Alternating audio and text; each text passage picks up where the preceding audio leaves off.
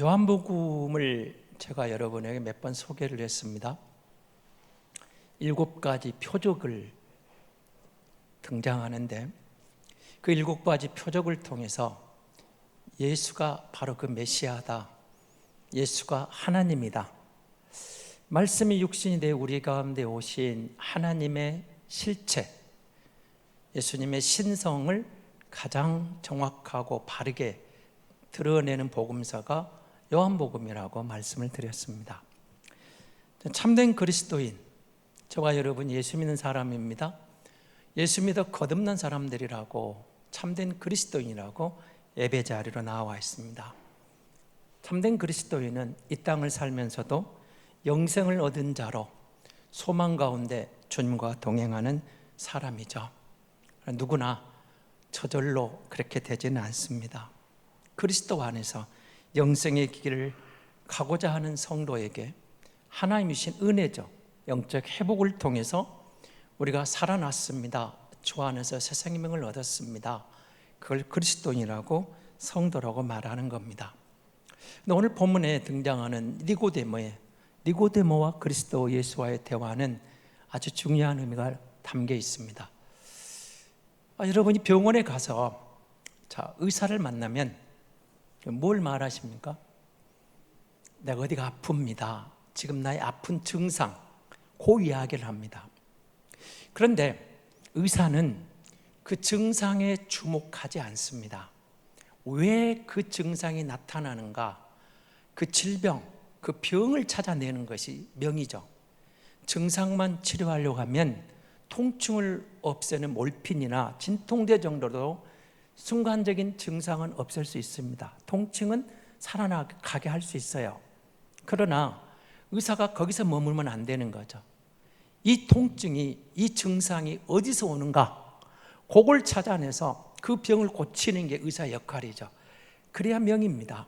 사실 오늘 본문에 등장하는 주님과 니고데모의 대화가 그런 의미가 담겨 있습니다.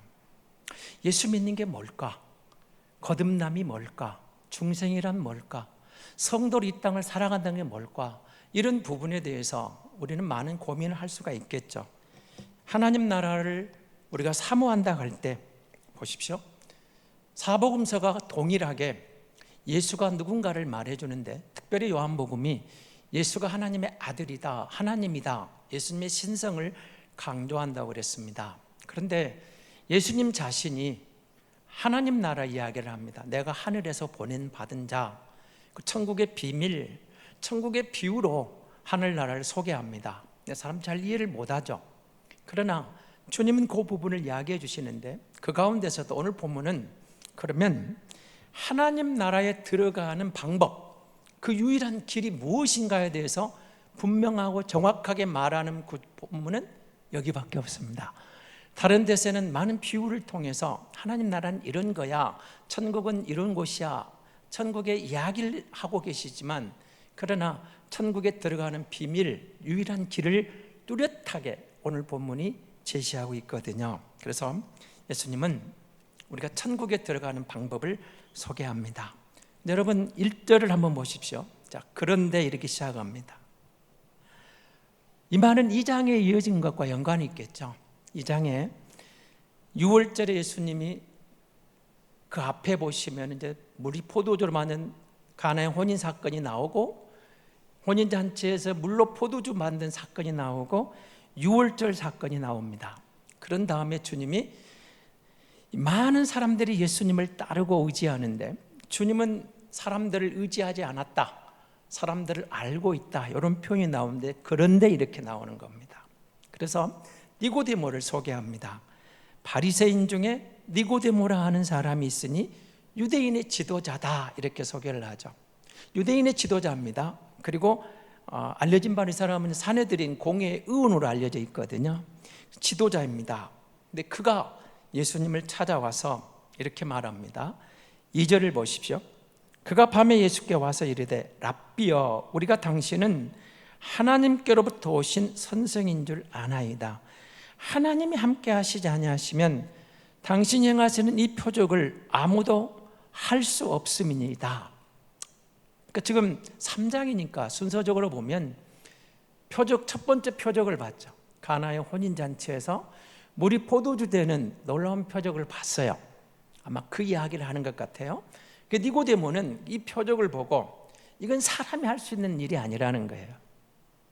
이건 사람이 할 수 있는 일이 아니고 하나님이 보내신 위로부터 나신 자, 하나님만이 할 수 있는 일이라고 인정을 한 거죠. 그래서 놀란 겁니다. 그래서 주님께 와서 이렇게 말하는 거죠. 이 일은 하나님이 보내시지 않았다면 할 수 없는 일입니다. 이게 표적인데 하나님이 보내신 증거입니다. 하나님의 사람이라는 겁니다. 이렇게 말합니다. 그래서 니고데모는 주님이 행하신 표적을 보고 예수님이 바로 하나님께로부터 왔다는 확신을 갖고 다가온 겁니다. 이제 밤에 왔습니다. 전에 우리는 밤에 온 것이 사람들의 시선을 피해서 왔다 이렇게도 봤는데 요즘 그렇게 보질 않습니다. 또 다른 견해가 나오죠. 무슨 말이냐면 당시 바리새인들은 조용한 시간에 누군가를 찾아가서 그가 대화하면서 토론했다는 거예요. 그러니까 밤에 왔다는 것은 그냥 한적한 시간에 조용하게 예수님하고 뭔가 이야기하고 토론할 것을 갖고 왔다 이렇게 보는 거죠. 뭐 그렇든 저렇든 분명히 그가 예수님을 찾아와서 이렇게 말합니다. 당신은 이 표적을 보니까 하나님이 보내신 분이 맞습니다. 이렇게 말합니다. 그래서 니고데모는 그 다음 뭔가 말을 해야 되죠. 내가 하나님이 보낸 당신에게 찾아온 것은 뭔가 이야기를 해야 되는데 주님이 그 말을 듣고 3대를 이렇게 말합니다. 예수께서 대답하여 이르시되 진실로 진실로 내게 이르노니 사람이 거듭나지 아니하면 하나님 나라를 볼 수 없느니라. 이렇게 대답을 하세요.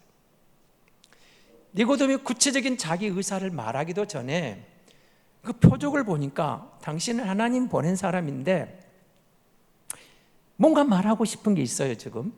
그런데 주님은 네가 거듭나지 아니하면 하나님 나라를 볼 수 없다 이렇게 말씀하시는 거예요. 지금 무슨 말씀을 하고 싶으셨을까요? 진실로 진실로 내게 이르노니 사람이 거듭나지 아니하면, 거듭남에 대한 이야기를 하는 거죠. 지금 니고데모는 단순히 지금 서로만 이야기했습니다. 내가 보니까 당신 참 멋진 분입니다. 이게 하나님이 보내신 분이 맞는데 뭔가 궁금한 게 있어요. 그런데 그 말을 주님이 가로막고 하나님 나라에 들어가려면 너는 하나님 나라를 보고 싶으면 거듭나야 돼 이렇게 말하는 거예요. 바리새인입니다. 유대인의 지도자입니다. 유대계의 어른입니다. 그런데 행하신 것을 보고 와서 하나님이 보낸 선생님 랍비어라고 지금 다가온 그에게 이렇게 말한 거죠. 누가 하나님 나라에 들어갈 수 있을까요? 어쩌면 여러분도 우리가 관심 갖는 게 하나죠. 하나님 나라는 어떻게 들어가지? 우리는 배웠습니다. 믿음으로 가는 나라라고. 그런데 지금 니고데모를 향한 주님의 말씀은 이겁니다. 네가 거듭나지 않으면 하나님 나라에 들어갈 수가 없는 거야. 하나님 나라를 볼 수가 없는 거야. 이 말씀에 이런 게 나와 있습니다. 지금 너는 유대인의 지도자야. 바리새인이야. 그리고 도덕적으로도 깨끗한 사람이고 율법적으로도 나름대로 많이 알고 있어. 그런데 너는 아직 거듭나지 못했어. 이런 표현이 지금 담겨 있는 겁니다. 그래서 너에게 거듭나야 한다. 네가 지도자지만 여러 가지 뭔가 갖고 있는 사람이지만 세상적으로는 알려진 사람이고 지위가 있는 사람이고 성공한 사람 반열에 서 있지만 예수님의 말을 들리면 너는 영적으로는 아직 하나님 나라를 경험하지 못했어. 너는 영적으로는 거듭난 사람이 아니야. 이렇게 말씀하고 계시는 거죠. 그렇다면 이제 여러분 이런 생각이 들 거예요. 여러분은 누군가가 여러분이 거듭났습니까? 라고 물으면 어떤 대답을 할 수 있을 것 같아요? 그건 여러분 자신이 말씀하시면 됩니다. 중생했느냐 거듭났느냐, 구원파가 주로 이걸 많이 물어오죠. 그럼 여러분은 나는 거듭난 사람이다, 중생한 사람이다, 확신이 있어서 오늘 또 예배 자리에 나온 줄 믿습니다. 근데 니고데모를 들어서 주님이 말씀하시는 이 말씀에 주목을 해야 됩니다. 육으로 난 사람은 결코 하나님 나라를 볼 수 없어. 네가 다른 사람들에게 유대계를 가르치고 다른 사람에게 선생님이고 도덕적으로 수준 높은 사람이고 율법에 조예가 있는 바리새인이고 사회적으로 성공한 사내들인 공의의 회원이지만 이 조건이, 이 배경이 너를 거듭나게 하지는 않는 거야, 이런 말이 담겨 있죠. 그리고 거듭나야 된다는 말씀을 통해서 예배하는 저와 여러분에게 주님이 그렇게 말씀하시는 거죠.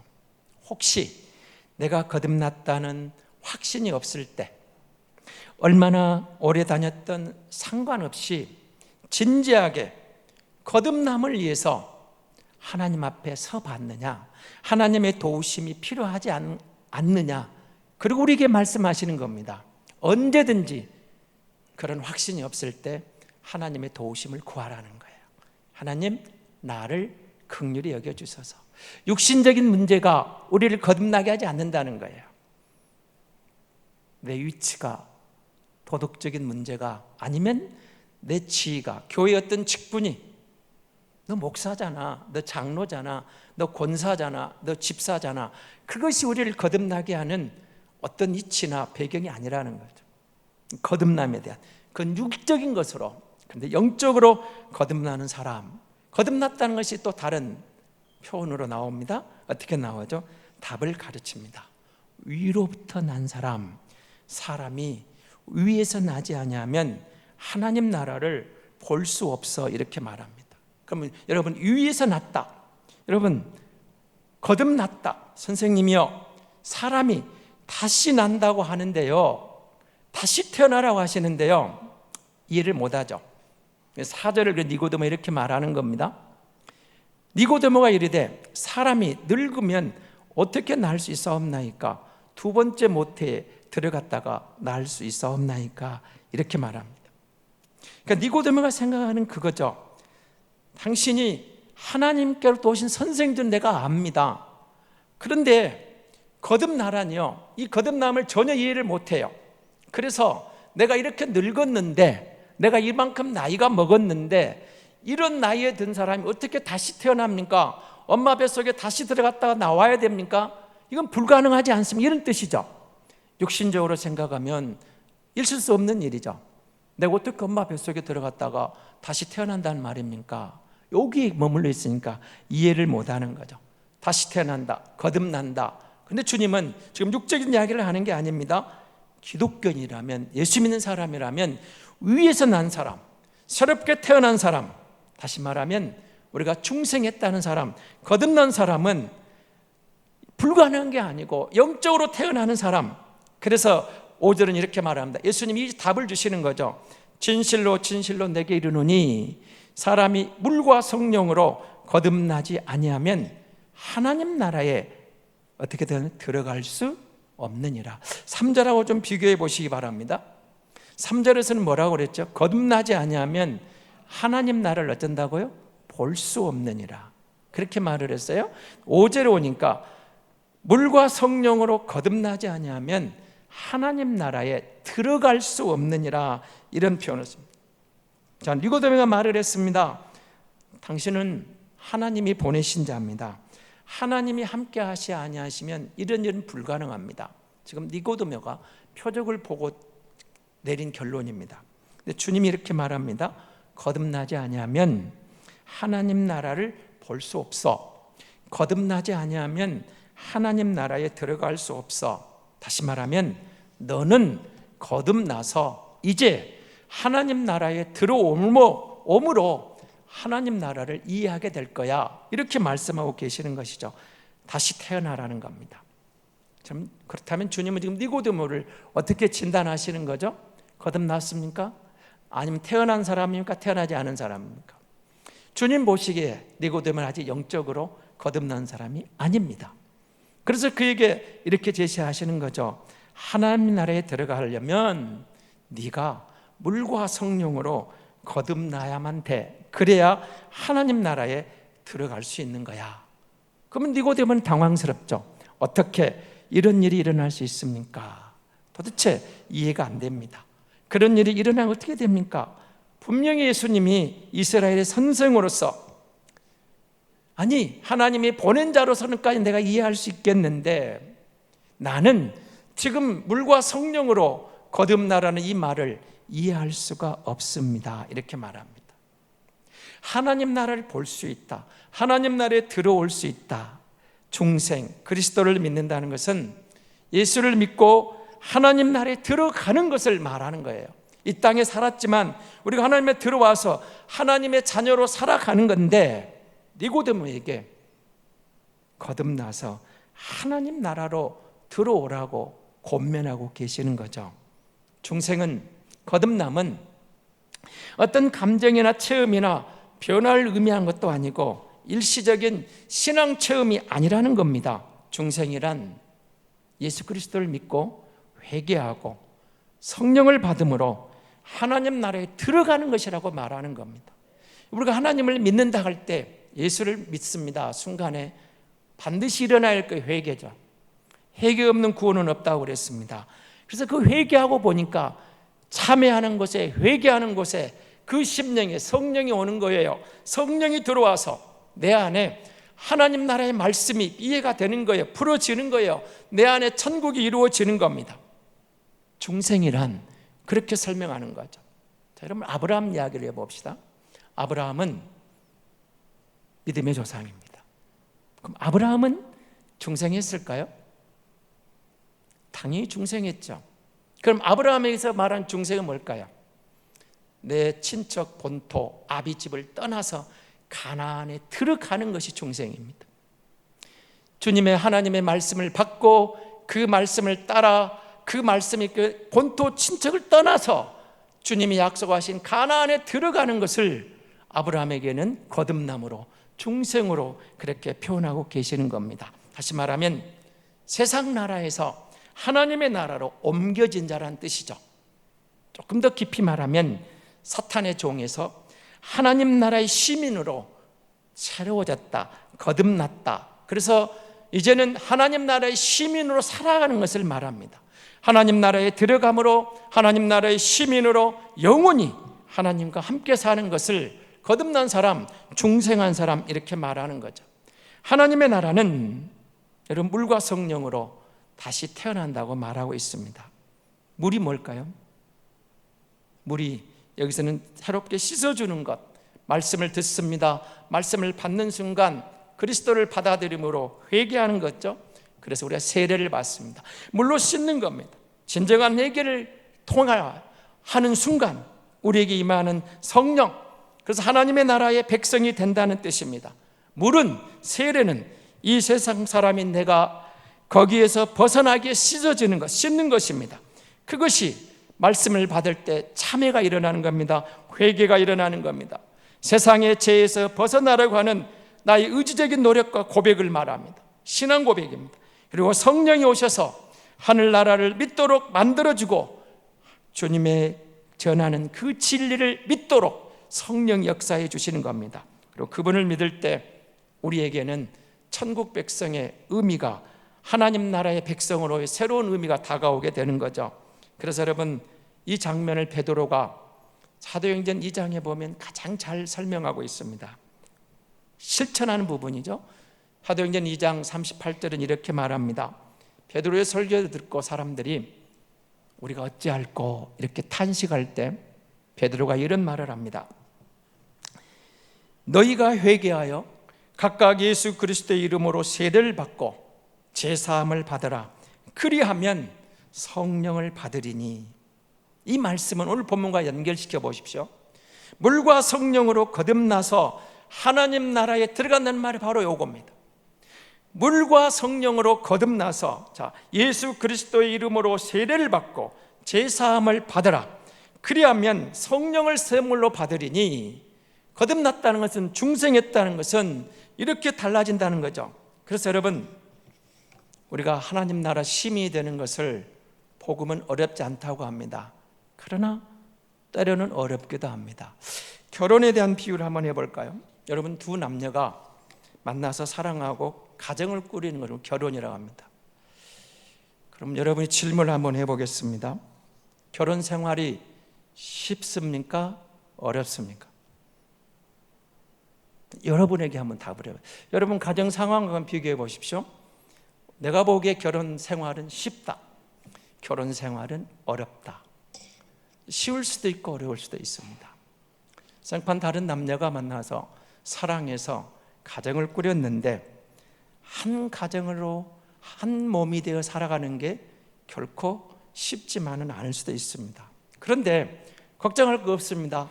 두려울 것도 없습니다. 가정생활을 살다 보면 참 쉽다는 걸 느낄 때가 있습니다.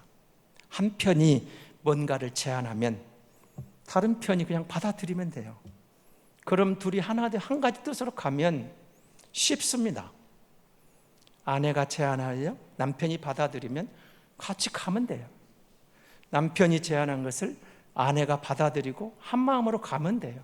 싸울 필요가 없죠. 다 그렇게만 산다면 두 사람이 한 마음으로 한쪽이 제안하고 한쪽이 받아들여서 일치하면 행복한 가정이죠. 결과는 다음 문제입니다. 그러나 뜻이 맞으면 하나 되어 가면 되죠. 어려울 게 없어요. 맞으면 돼요.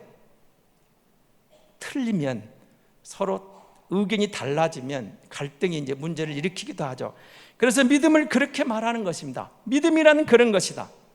주 예수 그리스도께서 우리에게 사랑의 손을 내민 것을 그냥 받아주면 된다는 거예요. 받아들이면 돼요. 하나님의 자녀가 되는 것을 주님이 내민 손을 받아들이면 주님이 제안한 것을 안 받아들이니까 문제가 생긴다는 거예요. 안 받아들이니까 어렵다는 거죠. 받아들이면 된다는 겁니다. 그래서 덴마크 유명한 실존주의 철학자인 키르케고르가 이런 믿음을 조금 이렇게 표현을 합니다. 믿음은 유머의 단계다, 이렇게 표현을 해요. 무슨 말이냐면 믿음의 세계로 들어가는 것은 너무 심각하게 생각하지 말라는 거예요. 그냥 웃으면 된다는, 하하 웃고 받아들이면 된다는 거예요. 눈 딱 감고 맡겨보니 너무 쉽게 내가 그분의 품에 안겨서 하하하고 웃는 게 믿음이라는 거예요. 어렵게만 생각하지 말라는 거예요. 주님이 내민 손에 맡겼더니 주님 품 안에 있는 나를 발견하게 된 거예요. 그랬더니 주님 품에 안겨 있는 나는 웃을 수 있는 여유가 생기더라는 거예요. 예수님께서 찾아온 니고데모, 주님이 이렇게 말합니다. 니고데모의 중심에 있는 이야기를 듣기도 전에 거듭나라고 말합니다. 그런데 거듭남에 대해서 주님은 니고데모를 가르칠 생각은 별로 없습니다. 이 대화를 쭉 들어보시면 무시하지도 않습니다. 조롱하지도 않습니다. 그렇다고 니고데모에게 특별한 뭔가를 요구하지도 않은 것 같아요. 그러시면서 예수님은 아주 진지하게 믿음의 진리, 중심이 뭔가를 말합니다. 단순히 거듭나라는 거예요. 물과 성령으로 거듭나면 중생하면 된다는 거죠. 그리고 주님은 니고데모를 영적인 단계로 끌어올리고 싶은 거예요. 그를 더 높여주고 싶은 거예요. 그래서 그렇게 말하는 겁니다. 거듭남의 진리, 니고데모야, 너는 하나님 나라에 아직도 멀어 있어. 이제 나는 너를 하나님 나라의 시민으로 만들고 싶은 거야. 하늘나라로, 하나님 나라로 들어오라고 말씀하시는 거죠. 여러분, 이 니고데모의 결과가 어떻게 드러났을까요? 요한복음 19장 끝에 가서 보시면 38절, 39절 거기에 보면은 예수님이 운명을 하십니다. 요셉이 예수님의 시신을 거두어서 장사하려고 하는데 이때 니고데모가 등장합니다. 어떻게 등장하던가요? 몰약과 침량 섞은 것을 100리터쯤 가지고 나타나서 장례를 돕고 있는 니고데모를 보게 됩니다. 무슨 말일까요? 나는 예수님의 제자입니다 라고 당당하게 등장하는 니고데모를 만나는 거죠. 우리가 주님을 믿습니다. 여러분, 아직 거듭남에 대한 고민이 생깁니까? 갈등이 생깁니까? 내가 분명히 세례받고 믿음 생활 열심히 하고 있는데 내가 하나님의 자녀인 것 같으면서도 때로는 뭔가 믿음 때문에 세상을 살면서 통증을 느낄 때가 있습니까? 예수님을 머리로는 이해하지만 하늘에서 오셔서 우리를 하늘나라로 인도하시는 주님이라고 이 사실을 아직도 믿기가 어려운 사람들이 있습니까? 예수님이 하늘에서 와서 우리를 그 하늘나라로 인도하신 분이라는 것을 믿지 못하는 상황에서 오늘 본문에 어쩌면 니고데모에게 다가오신 주님이 너는 거듭나야 한다고 말씀하실 때, 우리가 믿지 못할 때 아직도 하늘나라 문 밖에서 서성거리고 있는 나를 향하여 주님이 놓고 하시는 소리, 만약 아직도 그런 분이 계시다면 예수님을 영접하고 물과 성령으로 하늘나라로 들어오시라고 초청하시는 주님의 음성을 듣는 시간이 되시길 바랍니다. 예수님을 창조주 하나님으로 받아들이시길 바랍니다. 예수님이 우리 삶에 들어오시면 우리 삶에 혼란이 옵니다. 오죠. 왜냐하면 이전에 살아왔던 방법과는 전혀 다른 방법으로 우리가 살아가야 되거든요. 그러나 머지않아 곧 은혜와 평강을 누리게 됩니다. 은혜와 평화를 누리게 됩니다. 샬롬이 찾아옵니다. 그래서 이미 거듭남의 의미를 되새기고 보면 하나님의 백성으로 살아가는 성도의 길이 무엇인가를 깨닫게 되는 거죠. 그래서 여러분, 내가 거듭났다는 확신이 있습니까? 그렇다면 또 말씀 앞에 서 보십시오. 그리고 거듭 다시 태어날 때 우리는 매일 삶을 승려할 수 있게 되는 겁니다. 그래야 세상에 물들지 않고 거듭난 하나님의 사람으로 살아갈 수가 있게 되는 것입니다. 교회 중직자는 거듭난 사람을 위해서 세워서 많은 사람을 주님께로 인도하는 일꾼을 세우는 일입니다.